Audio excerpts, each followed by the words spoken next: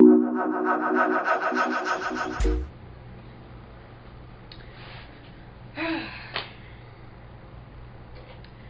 evening, everyone. I hope all is well. I hope your weekend went well. I hope your 4th of July was immaculate. Mine was. Mine was. Um, I did have some stressors. I did acknowledge those stressors. I would like to speak about those stressors and yours as well this week. Um, Remember last week we spoke about triggers and recognizing those triggers. This week we'll be speaking about accepting the stressors. So throughout the recollection process, you'll notice a lot of things about yourself. You know, when you're recollecting and you're thinking about situations and you're thinking about the things that you've done and the responses that you've made, um, based on certain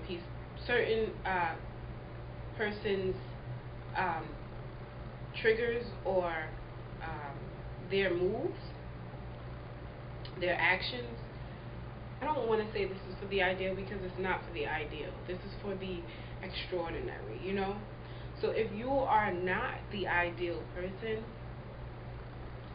you would have been taking some time to think about why you reacted the way you did and what was really your stressor, because it probably wasn't that person that caused the trigger. You know, so there's a difference between the triggers and the stressors. The triggers are those are the actions that ignite you. You know, somebody steps on your foot and you say "rawr," you know, or someone says something to you and you jump at them.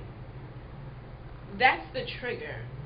What was the stressor though? The stressor was something that stressed you prior to make you respond that way. So if you weren't stressed out, like say you weren't walking fast on the way to get to somewhere, you probably wouldn't have jumped down that person's throat who stepped on your foot, right? So more details would be, I'm walking down the street and I'm just strolling down the street and someone steps on my foot or a young woman rolls her stroller over my foot. If I'm just strolling and I'm not really in a rush and I'm just, okay, well, things happen, I'd have that mindset where I'm like, okay, it's alright, don't worry about it, as long as, you know, for as long as she seems remorseful. Even if she didn't seem remorseful and I was just walking all throughout my day and my day was what I would consider to be fine and I was content, then I wouldn't have responded with a "raw." But if I'm on my way to work and I'm in a rush to get to work, or if I'm going out somewhere and even my shoes, say my shoes are brand new, and somebody rolls over my foot, I'm gonna be upset. Like, yo, where you going? Watch where you going. You know? So the stressor, what stressed you prior to that response? That's what we should be going through, and at this point during our recollection process, we should be thinking about those stressors. You know, what caused me to react in such a way to this trigger? Because I could have, they're triggers. So a trigger is going to be a trigger regardless, but your response is based on your stressor. So what stressed you to make you respond in such a manner? You know, for our incarcerated loved ones, if you're incarcerated because you beat somebody up, well, why'd you beat them up? If you're incarcerated because you robbed somebody, why'd you rob them? Did you rob them because you really needed the money? Did you rob them because your life was on the line? Like, what was that stressor?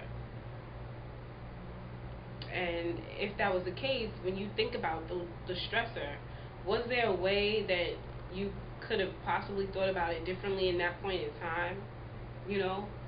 Or was it that you didn't know any better at that point in time? You know, like we can always jack, oh, I didn't know, I didn't know, I didn't know. But you probably did know better 9 times out of 10, you just didn't feel like doing better. So when I ask you if you didn't know better, I really want an honest answer. Did you know better and you just didn't feel like doing better? We have to think about what stressed us out and if we are allowing those stresses to affect us, you know. This week I took some time and I reflected, and I realized that though I'm growing stronger and though I'm growing more mature, and there are just certain things that I'm not gonna allow to stress me anymore.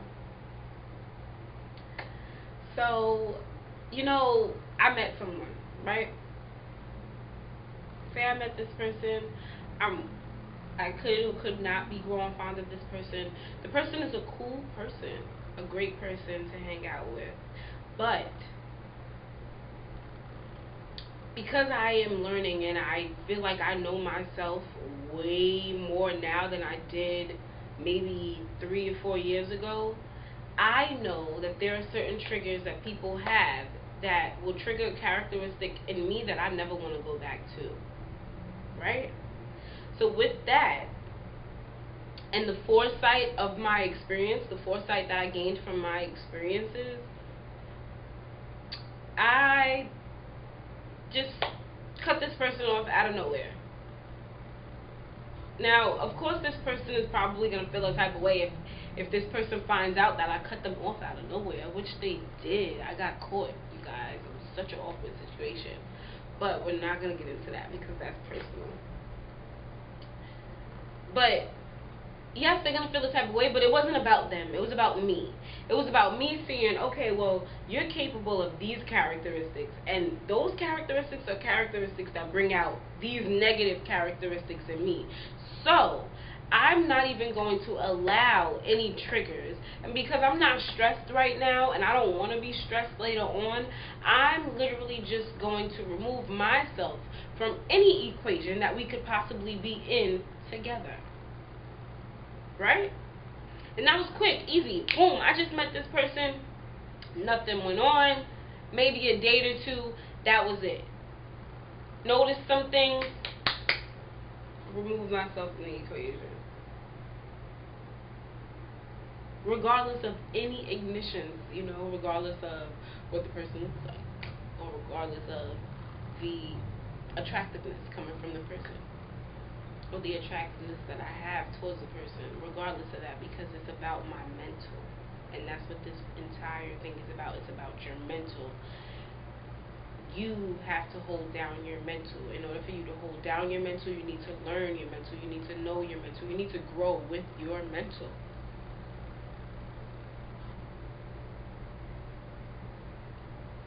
No one should ever be allowed to pull you out of character. And I know we throw it around, and I know we say, you're not going to get me out of character. I know we throw it around, but it's for real. It's deeper than just the term that we throw around. Getting out of character is more than just arguing with somebody. It's more than just bugging out. Being out of character is being out of sorts, essentially. You're unable to complete the workload or the task at hand because you're out of character. Right? So when I say that we need to really think about those stresses after thinking about the triggers and what triggered us, then we need to think about those stresses, and we need to ask ourselves, whoa, if I thought about life differently in that moment, would I have reacted the way that I did? If I did not have the stress that I had at hand in that moment, would I have reacted the way that I did? And how much would that have changed for me from then until now?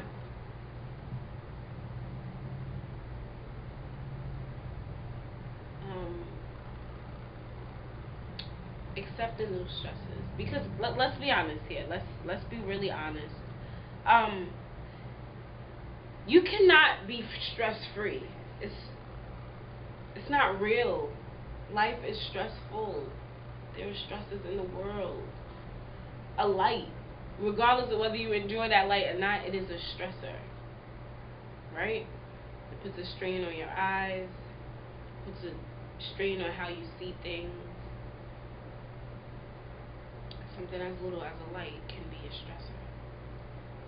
So there's no way in the world that you can be honestly stress-free. But there is a way to handle your stressors so that you are content with them. Right? Like a married couple, or it's like being in a relationship. That other person, regardless of how you put it, I don't care how much you love them or not, they're probably a stressor. They stress. They stress you. You stress over them. Because you love them. And that's what life is. Life is about love and laugh. But it's full of stress. So you can't run from your stressors. You have to accept them, acknowledge them. And then you make them a part of you. You don't become a part of them. That's the trick. The trick is to accept those stresses and make them a part of you. So much so that as they get deeper, they kind of just fade away. Or just get smaller and smaller and smaller and essentially, I guess, dissolve. Kind of like a sugar when it's in heat. Stressors, you guys. Dear incarcerated loved ones,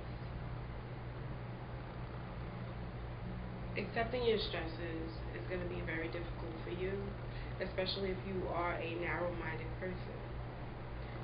And many of our incarcerated loved ones are very narrow-minded. They see things only one way, and if it's not their way, then you could get going and get on the highway. But that's not what life is about. Life is about opening up your mind. Life is about seeing more, understanding more, being more flexible to the normalcy of different perceptions, because it's very normal. It's normal for everyone to have a different perception. It's normal for me to be speaking to you right now and you perceive it, and you perceive this information in such a way that I didn't even want to give to you. So what I'm giving to you, you may not be taking it in the way that I want you to take it in, but you're taking it in. It's your perception. It's how you perceive things. So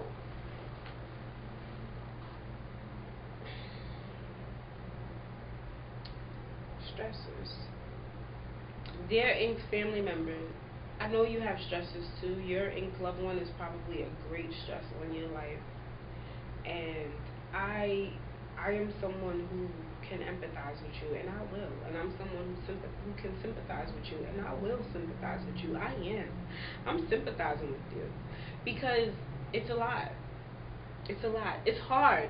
It's hard for you to live your life, wake up, go to work, go to school, go do this, go do that, go do that, go do that. Work hard, fight to get documents done, fight for your life.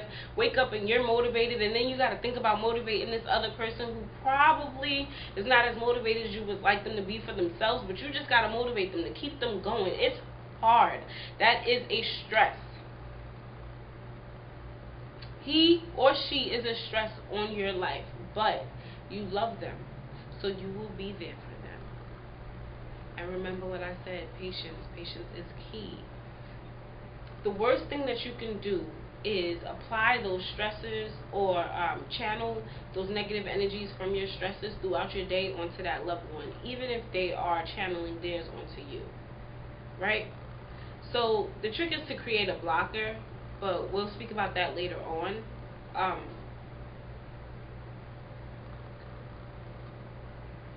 You want to become so in tune with yourself that nothing can faze you.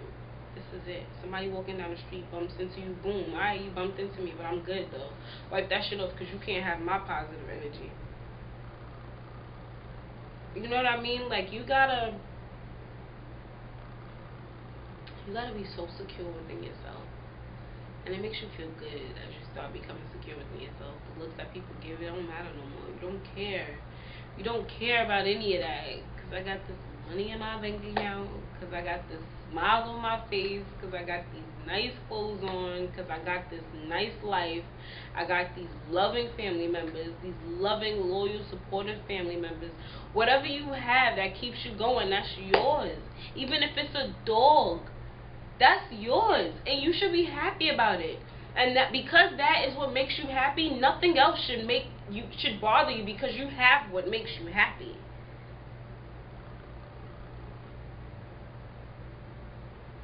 So this week, we're going to work on, we've been working on our triggers and our recollection process for about 2 weeks, 2 to 3 weeks now. And now it's time to start accepting those stressors. Start recognizing those stressors. Yeah, this person triggered you, but what was the stress behind your reaction to that trigger? That's the question. Let me know. Listen, everyone, right down below,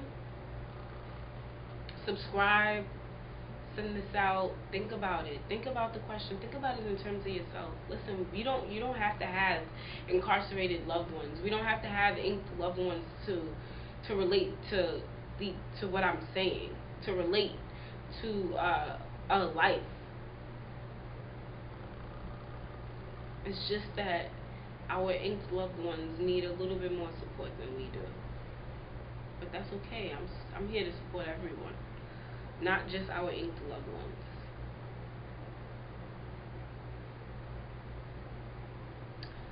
So make sure you send out that information to me.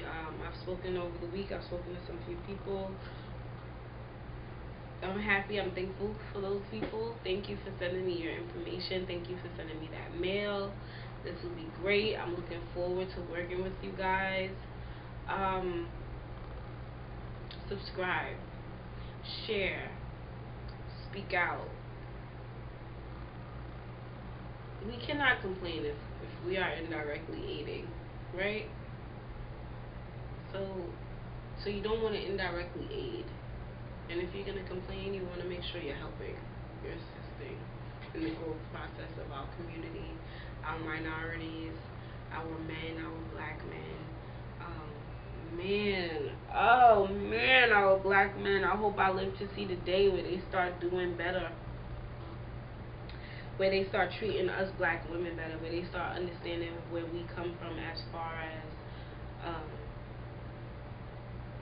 culture. You know, it's just a lot. I know it's a lot, and I don't care what nobody says. You won't see me, Zaina-Jade Swede, without a black man.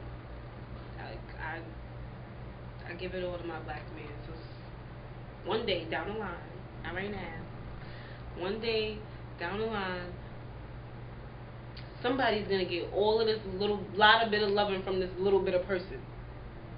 Somebody's darker, brown, sweet son is gonna get all of this loving. Nobody else. That's how much I love. Like I'm only one person, so I can't love all of y'all intimately, but I can love all of y'all as a community. I do. I love my black men. My father is black. My brothers are black.